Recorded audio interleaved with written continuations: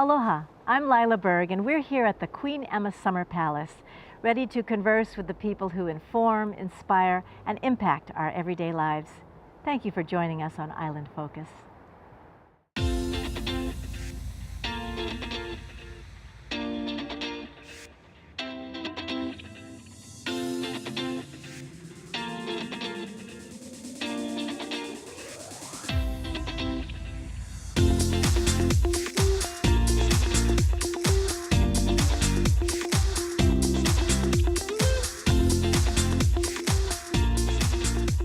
So we're here at Queen Emma Summer Palace. But Yes. It's not really a palace. It's actually a home that our royal family spent while they were here in Hawaii. And that would be Kamehameha IV, Alexander Liholiho, along with his beautiful queen, Queen Emma, Kaleleʻonalani. And 2 years in their marriage, they bore a handsome little prince. And that's Prince Albert Edward Kauikeʻouli Kaleopapa. Which is pretty significant that they called him Prince Albert Yes. because of the relationship that the king had with the Prince Albert of England. Yes, very much so. And so he is named after her Queen Victoria's consort husband, Prince Albert. You know, when we walk through here, you can really have a feeling that we're in that time period. Yes. The furniture, the kahilis, the artifacts, Yeah. you know. And 80% of the furniture you see today were used by our royal family. And so well preserved. How lucky we are that you're Yes. here working. Yes, Beautiful. thank you. We enjoy it.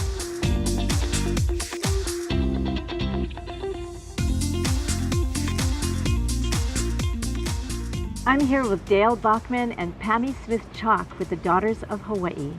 And thank you so much for being with us at the Queen Emma Summer Palace. What a treat. What a treat. What is the relationship? The Daughters of Hawaii was founded in 1903 by 7 Protestant missionary daughters. And they were all members of the Hawaiian Kingdom. They all spoke Hawaiian, and they saw where the culture and the language was being diminished. And so they formed a group to perpetuate the Hawaiian culture and the proper use of the Hawaiian language. It's so interesting because there's a perception that it's only genetically Hawaiians No. belong. And you're from Kauai. You know, the Daughters of Hawaii are a much larger group, and we'd like to grow the membership, of course, on all the islands, and so and be very inclusive to all women in Hawaii who are interested in being a daughter and who have nieces and daughters. We can all welcome into the Daughters of Hawaii. I'm fascinated by this because there is the perception that if we're just one generation here or 2 generations and we're not Hawaiian, that we don't belong. We couldn't belong. But what you're saying is that you're welcoming, in this historic organization, you're Yes. welcoming everybody.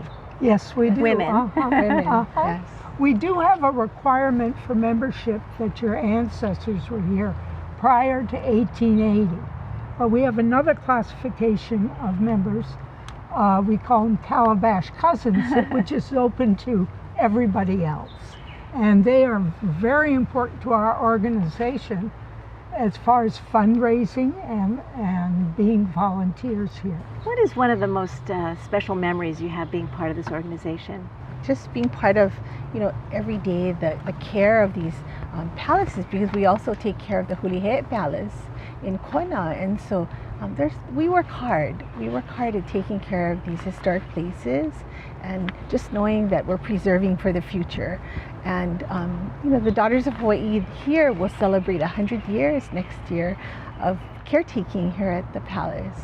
So when you speak of caretaking, what does that look like and what does that mean? Well, we're running a museum here, and the daughters required a lease to this property in 1915 when they were talking about tearing down the palace because it was in disrepair and putting in a baseball diamond.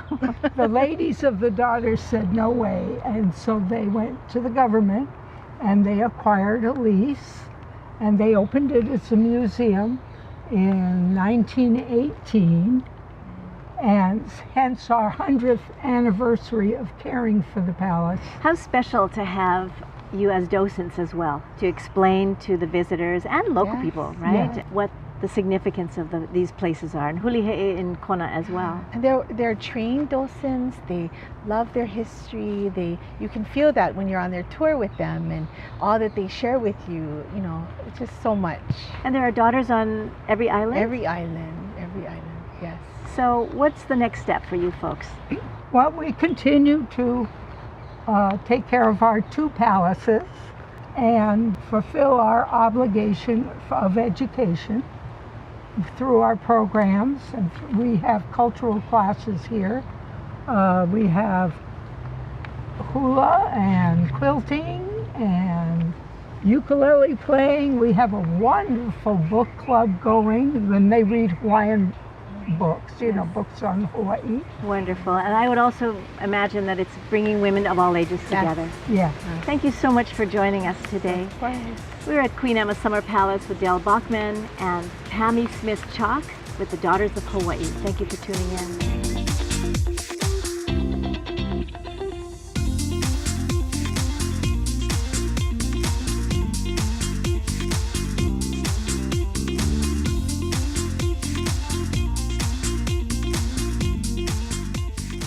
I'm at the Queen Emma Summer Palace with Dr. Chip Fletcher, Associate Dean of SOEST at the University of Hawaii.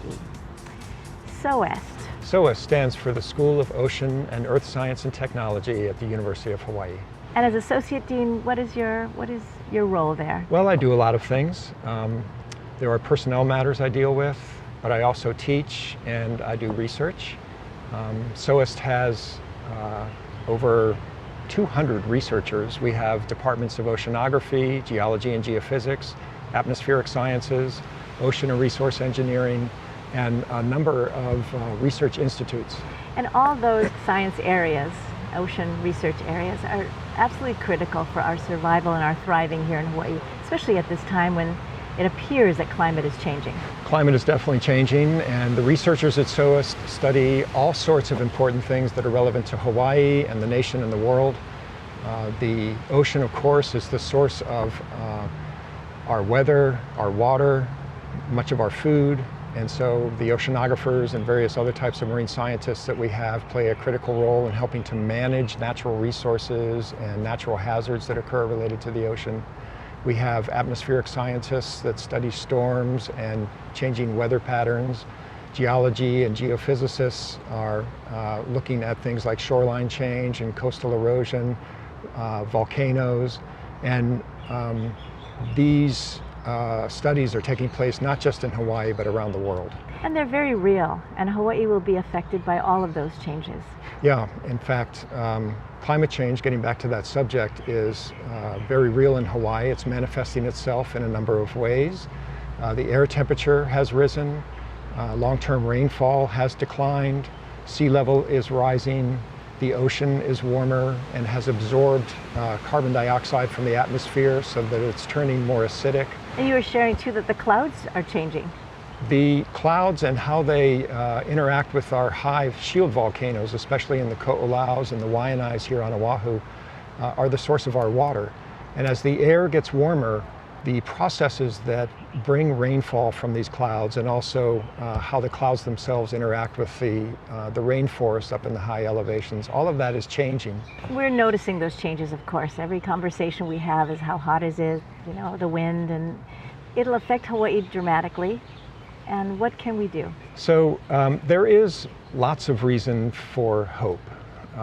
Two things to recognize with regard to climate change. We have put into place dramatic changes in the climate that we can't do anything about at this point, so we need to be able to adapt to them. Mm-hmm. The second thing is we need to continue to cut back on our greenhouse gas emissions so that the very worst aspects of climate change don't affect our children and our grandchildren. And when you say cut back on those effects, what does that specifically mean to us here in Hawaii? So climate change is occurring because we are polluting the atmosphere with gases that trap heat. Carbon dioxide is the most abundant of these. And a bit of good news is that over the last 3 years, globally, the amount of carbon dioxide emissions has flatlined. That is, we're still emitting a lot of carbon dioxide, but the rate of carbon dioxide emissions has stabilized. Now, if in the next 2 or 3 years we can start to decrease the rate of carbon dioxide emissions, and if we can cut in half those emissions every decade, so that by the time we get to mid-century will be zero greenhouse gas emissions globally, there is hope that we can stabilize global climate at 2 to 3 degrees warmer than the natural background. And thus far, we've warmed climate about 1 degree. One last parting thought as our conversation today closes. Some real hope in terms of the leadership that you provide. There is a lot of hope. We, at SOEST, we provide very important science to help understand this problem. We train students who go out to become voters and to become community leaders in their own right as they get their education completed. Well, we appreciate you being there. Thank you so much for joining us. You've been listening to Dr. Chip Fletcher, Associate Dean at SOEST at the University of Hawaii.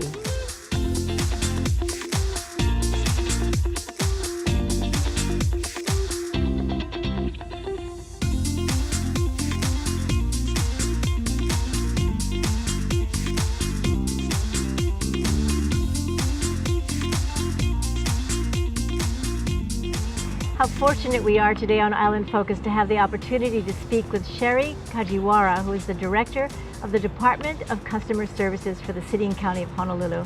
Thank you for being here, and thank you as well. Thank you. I'm very happy to be here today. Customer service.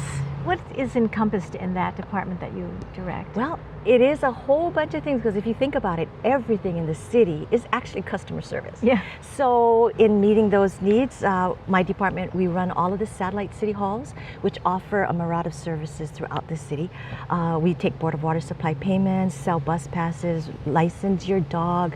We also handle motor vehicle registration, state ID, driver licensing. So it's really the operations of the services. Yes, it's the grassroots needs that we need to meet for the community, yes. Now, with so many needs that our community has, and especially at this time when there's economic concerns and environmental stress, what's particularly on your mind in terms of what the community needs to be participating in? Well, I love this opportunity because one of the things I'd like to focus on that's under my department is the problem that many communities are having with abandoned vehicles. And that has become a bigger problem in the last few years, and we want people to understand that a lot of people, they don't think twice, Lila, about throwing out a cigarette butt or a gum wrapper. And then we have the bigger problems with bulky item, trash problems.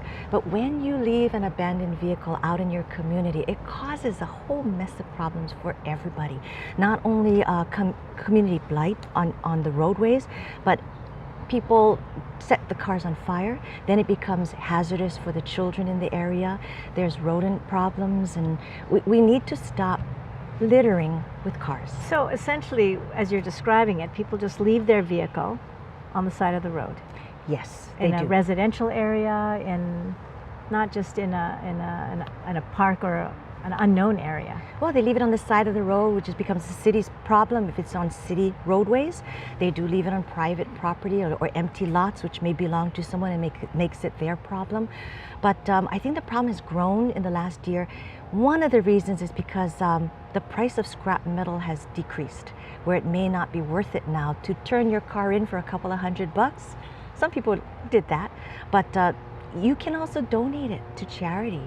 You can scrap it, you can donate it to charity, or the city has a junking program that we want people to know about. Okay, so tell me a little bit more about that. So the junking program, if you find you have a vehicle and you don't want it anymore, and even if you owe back taxes on it, it just doesn't run and you decide to get rid of it, then you bring documents, you bring a form down to the Satellite City Hall, and you take the plates off the vehicle, and we process it for junking. You leave it out in front of your house or on a public street, and one of our service people will come and pick up the vehicle, get it off your hands. Even if there's back license taxes that haven't been paid? Yes, we will waive those back fees for registration. And that's another thing that I really would love people to know. Some of you people keep their cars in their driveway or in their garage, and they don't use it for many, many years. but they don't know that they should actually turn the plates in and put it on hold, because that stops your registration fees. If you have it in your garage for 5 years, then you decide to put it on the road, you didn't turn it in as just putting it in storage is what we call it, then you owe 5 years of back fees. Wow. So that's when people choose to junk it. Well, that little piece of information alone is totally worth this conversation. We hope it helps people, and that's my reason to be here. Let people know how to properly store your vehicle, and if you decide you want to junk it, come see us and we'll help you with that. Thank you so much for that, and thank you for being in the role that you are, because I can see there's a lot of aloha spirit in there. Thank you, Lila. We've been chatting with Sherry Kajiwara, who is with the Department of Customer Service at the City and County of Honolulu. Mahalo for being with us.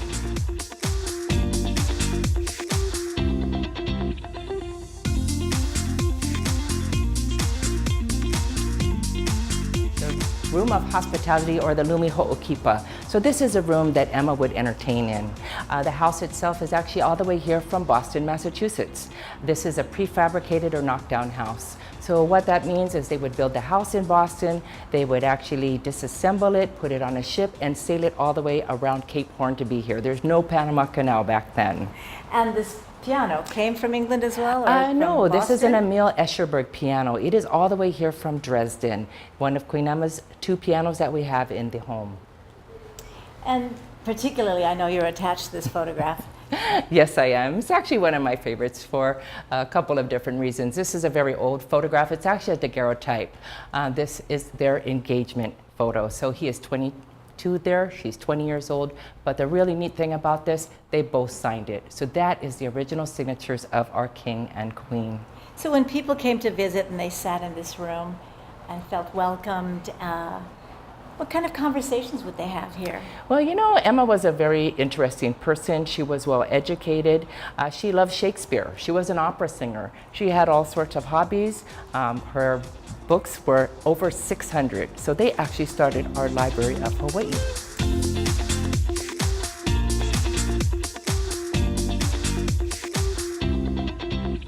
Today on Island Focus, I have the distinct pleasure of speaking with T.J. Joseph, who is the operations manager for the Honolulu Habitat for Humanity.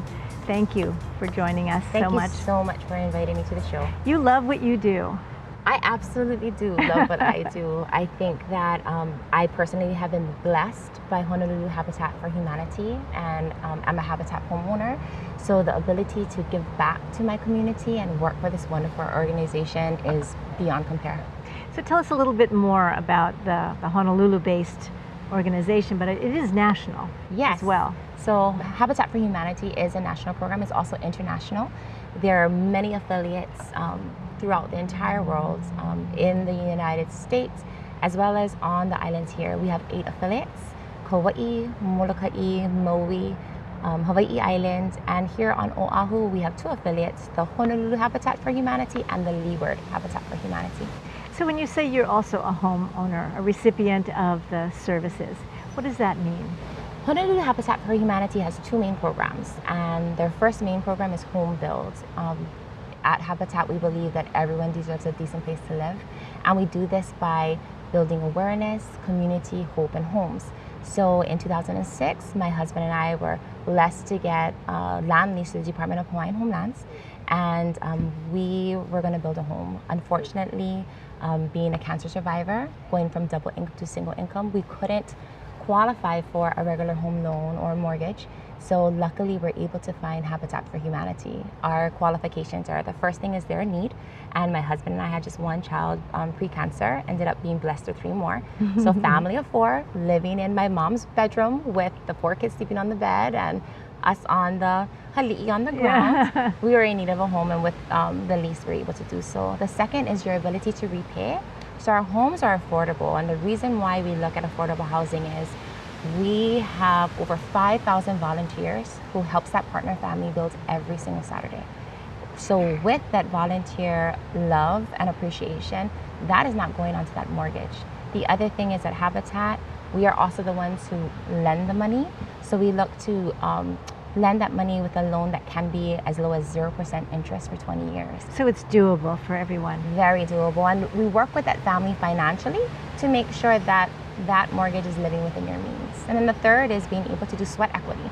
So sweat equity is when the partner family builds every Saturday during their build with their volunteers. I also had to do sweat equity on someone else's home before we even started my project. And here in the islands, it's that reciprocation of aloha, to be able to help someone else and then be able to receive that help as well. And how special and how meaningful for your children also to be privy to this. Yes. You know, but you talk a lot about building community. It's even more than a village, right? It's the whole sense of ohana. It is. It's building that ohana, and our slogan is to build aloha. And one of the things we always say, it's not just about the house, it's about that community who comes together to build that house and the family who builds the home. So while we were building every Saturday, we met so many volunteers who still come to our house today to see that finished product. Our children were all under the age of 10, so they couldn't physically build on the building site. But there are many things that we did. When we dug our foundation, we actually talked to our children and said, if your values of our family is the most important thing, like the foundation, let's write down those values and stick them in our foundation. So we actually were able to put our values of aloha and mahalo and olokino maikai and huikala, put them all in the holes and have the concrete get poured on. So my children have a story to tell. If you come to our home, and we welcome everyone to come and see a beautiful Habitat home, we have a mo'olelo to share about their mommy and daddy who worked so hard to build that house, about all their aunties and uncles and cousins and friends who helped. And also the aloha that they put into it with their manao. Yes. Yeah. Thank you so much for joining us. I love your spirit, and it certainly encourages me to know more about this program, but also for other people to look you up. Oh, thank you so very much. We've been chatting with TJ Joseph, Operations Manager for the Honolulu Habitat for Humanity. Thank you for joining us.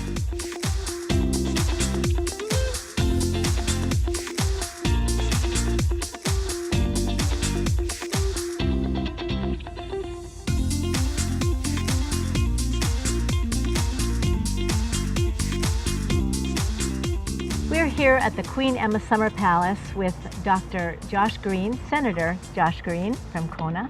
Thank you for being with us, and thank you for taking the time. Thank you, Lila. When we were in the Ledge, you had a lot to do with the Health Committee and the Senate as well. Yes, same thing. In the Senate, it's Health and Human Services for me most of the time. What really impressed me in those days, and now too, because you're still a practicing doctor, Yes. is that you fly back to the Big Island every month to be of service in the hospitals. How does that impact your quality of life? It's a double life, to be sure. So I go back actually every single weekend to do a 48 or 72-hour shift in the ER. I do that because that's what I believe in, and really what makes me feel good about my life here in Hawaii. I came to Hawaii with the National Health Corps a couple years before we got to meet, and I was the doctor in Ka'u. And then when I got elected and saw that it was going to be a full job as a House member and a Senate member, I also felt that I'd only keep perspective as a new member of the Hawaii community if I was also a doctor in the community. So I've done that now for 13 years, back and forth, and it's very gratifying because I get to see what matters most to people. It's quite a challenge, not only going to a neighbor island and the distance from your family, but also there's a bit of a balancing act that you have to make with being in politics as a profession as well as the medical profession. There is. It's come with some fatigue, but I would never complain. We are very short on physicians and nurses and nurse practitioners all across the state, but it's a particular challenge on the neighbor islands where we're about 40% short. So I never felt I could give that up.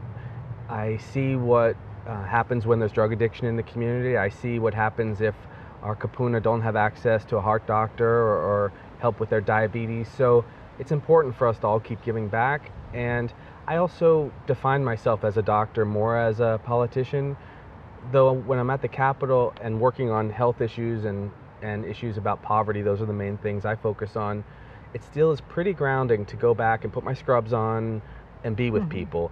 And this is one of the rare times, you see me in a sport coat, but I like that life, and that life has been the constant for me. And having spent so much time growing up, if you will, on the Big Island, gives you a perspective of the needs of the neighbor islanders. Yes, I first came to Hawaii in 2000, and that was when the methamphetamine crisis was really beginning to surge. And when I saw a couple tragedies, I thought, well, we also want to get involved, all of us, in bigger solutions. And when people pick me to be their rep, I made that something that I always thought about and always looked back on. And then my perspective grew, whether it was about safety in car accidents or the questions about equality for individuals to make a living, or just whether or not someone could afford their house. I mean, it's a nice way to be in touch with people. And being an emergency room doctor also prepares me for some of the zaniness at the Capitol, because I'm accustomed to what people perceive as crises. They're not really crises. Political things, they come and go. The average guy worries more about their mom or their kid. So it's been good for me. I probably will make a change next year and look at other ways to contribute in the state. But for these 13 years, it's been quite a wild run between the ER and the legislature. And perhaps one of our following programs, you can talk about the children that give you joy in your life. Yeah, the children in my life, my 10-year-old Maya and Sam 6, mean absolutely everything to me next to my wife, and I would give everything else up for that. So I think that many people in Hawaii feel that way. Probably everybody does. Well, thank you so much for your time and for reconnecting again and for the work that you do in the community. Thank you, Lila. We've been conversing with Senator Josh Green here at the Queen Emma Summer Palace. Thank you for being with us.